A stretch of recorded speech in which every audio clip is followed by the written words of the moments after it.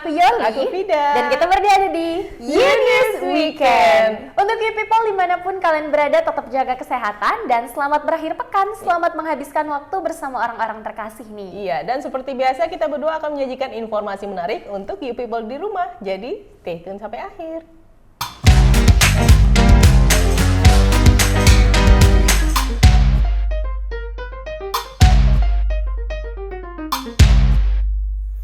Nah, you people, ini berita pertama datang dari Arab Saudi yang kini mengalami kemajuan teknologi semakin terdepan nih. Bahkan ya, pabrik kiswah Ka'bah aja kini memperkerjakan robot baru yang unik, yaitu robot yang bisa 11 bahasa dan berpenampilan seperti anak kecil yang tugasnya menyambut tamu. Iya, robot dengan bobot 29 kg ini mampu berjalan dengan kecepatan 3 km per jam. Seperti apa kecanggihan robot ini? Berikut liputannya.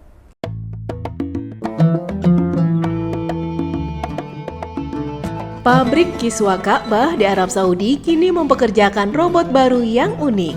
Tampilan robot ini mirip dengan anak kecil yang bisa berbicara 11 bahasa dan ditugasi menyambut tamu yang berkunjung ke komplek Raja Abdul Aziz untuk Ka'bah Suci Kiswah.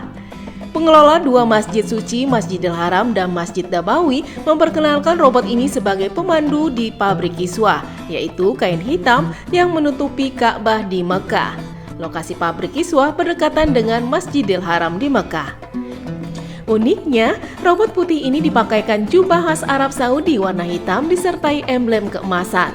Dia bertugas mengenalkan berbagai layanan yang disediakan di kompleks Raja Abdul Aziz kepada pengunjung. Robot ini dapat mengenali emosi dasar, wajah, dan berinteraksi suara dengan pengunjung melalui sentuhan dan gerakan tangan. Robot ini berbobot 29 kg, baterai dengan masa pakai 8 jam dengan waktu pengisian baterai 8 jam, dan kecepatan berjalan adalah 3 km per jam. Perangkat ini dapat dioperasikan tanpa henti selama terhubung ke listrik. Robot tersebut bertujuan mempromosikan penggunaan teknologi yang mendukung visi Saudi 2030.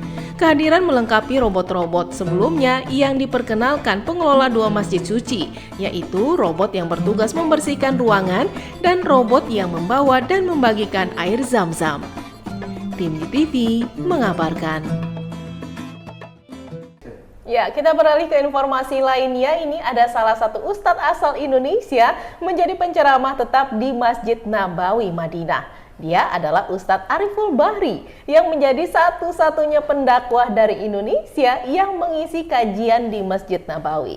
Yap, benar banget. Jadi Ustadz Ariful Bahri ini merupakan lulusan S1 dan S3 Universitas Islam Madinah sejak tahun 2019.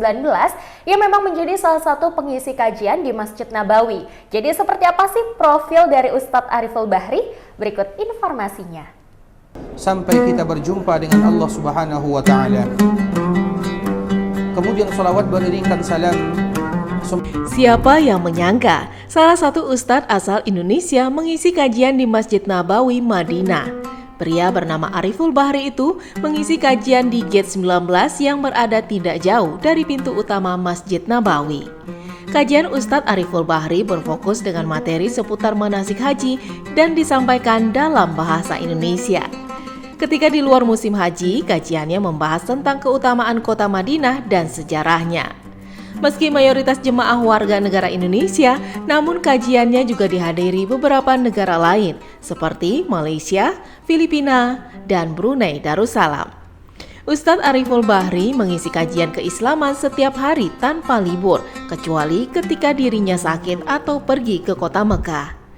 Seperti diketahui, Ustadz Ariful Bahri merupakan lulusan S1 sampai S3 Universitas Islam Madinah atau UIM. Ariful pertama kali menjadi salah satu pengisi kajian di Masjid Nabawi pada tahun 2019. Tepatnya ketika dirinya masih menyandang status sebagai mahasiswa S2 Universitas Islam Madinah. Kala itu, kampusnya bekerja sama dengan pengelola Masjid Nabawi. Tim UTV mengabarkan. Nah, ini berita selanjutnya datang dari dunia olahraga nih. Ada seorang nenek berusia 62 tahun asal Kairo, Mesir yang baru-baru ini menghebohkan dunia olahraga karena di usia yang udah nggak muda lagi ia masih menjadi atlet angkat besi. Nah, bahkan nenek bernama Amani Rabi ini telah meraih 90 medali emas sepanjang karirnya di olahraga angkat besi. Seperti apa sosok lansia yang terkuat ini? Berikut informasinya.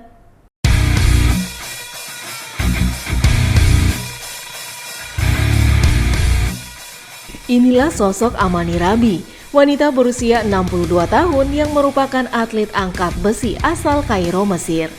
Ibu dari 2 anak dan 3 cucu ini diketahui telah menekuni angkat besi sejak 8 tahun yang lalu, tepatnya saat ia berusia 54 tahun. Rabi mengaku telah menekuni berbagai olahraga sejak kecil, namun kecintaan pada angkat besi baru ia tekuni saat pergi ke gym 8 tahun yang lalu. Rabi bercerita saat itu ia pergi ke gym dan mencoba mengangkat beban. Sejak itulah ia jatuh cinta dan terus menekuni hobinya itu. Ia kemudian mulai mengangkat beban seberat 2 kg dan kini Rabi mampu mengangkat beban hingga 210 kg. Kini di usianya yang sudah tidak muda lagi, Rabi telah berhasil meraih lebih dari 90 medali emas di kejuaraan lokal maupun internasional.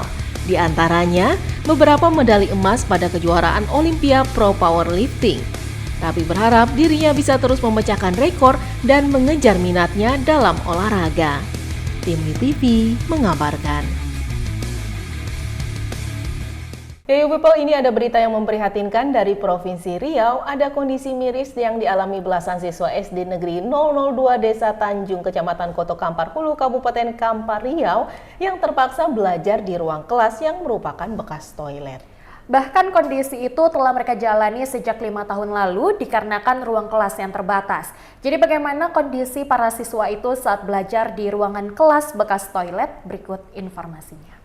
Kelas 1 SDN 002 Tanjung ini belajar di bangunan WC. Potret miris pendidikan Indonesia masih terjadi di SDN 002 Desa Tanjung, Kecamatan Koto Kampar Hulu, Kabupaten Kampar Riau. Belasan siswa sekolah dasar itu terpaksa belajar di ruang kelas bekas toilet dikarenakan kekurangan ruang kelas. Bahkan para siswa itu telah menggunakan toilet sebagai ruang kelas selama 5 tahun lamanya. Dalam video yang beredar di media sosial ini, tampak kondisi ruang kelas yang sangat memprihatinkan. Warna cat dinding kelas tampak kusam. Sirkulasi udara ruangan tersebut juga terbatas, ditambah lagi dengan pencahayaan kelas yang minim. Tempat duduk siswa pun tidak berjajar seperti kelas pada umumnya, melainkan meja dan bangku disusun melingkari ruangan kelas dengan 2 bangku berada di tengah lingkaran. Kepala Sekolah SDN 002 Tanjung, Apriwardi, mengatakan sebelumnya pihak sekolah telah mengajukan proposal ke Dinas Pendidikan Kampar untuk penambahan ruang kelas di SDN 002 Tanjung. Namun bertahun lamanya ditunggu, permintaan itu tidak kunjung dikabulkan. Tim TV mengabarkan. Nah, people, informasi tadi menutup perjumpaan Yunis Weekend edisi kali ini. Tetap saksikan Yunis Weekend edisi selanjutnya di channel YouTube Official UTV dan laman website Ulasan TV. Ya, dan tetap jaga kesehatan dimanapun you people berada. Selamat berakhir pekan, salam sehat, sampai jumpa. Bye!